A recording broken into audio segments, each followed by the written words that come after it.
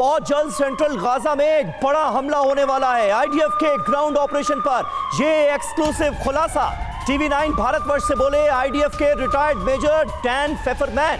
500 kilometre की सुरंग network का जो सुरंग नेटवर्क है वो आईडीएफ के निशाने पर है। Today, the information that has come out is that the Israeli Defense Forces are not far away from the Gaza center.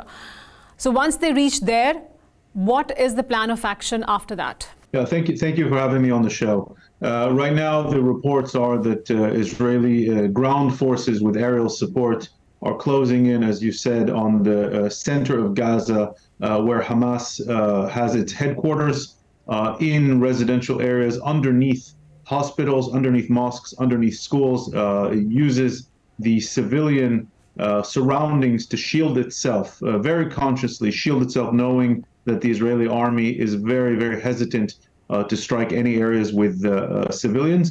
The Israeli military is advancing very cautiously, very carefully, street by street, trying to uncover Hamas areas, controlled areas, weapons storage and manufacturing facilities inside Gaza to destroy Hamas's abilities to create weapons. It's already found where the anti-tank missiles are being produced and held, where the rockets, a lot of the rockets are being produced and held, and it's trying to close off the massive, massive network of underground tunnels, 500 kilometers of tunnels that crisscross all of Gaza City and the Gaza Strip, and that allow the Hamas terrorists to conduct prolonged urban warfare. It's also where the hostages, the 240 hostages reportedly are being held, and I can assume there are efforts to try to locate them. Yes. And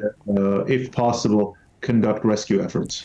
So we have seen where hospitals are bombed. We have seen where these places like Jabalia have been bombed and so many people were killed.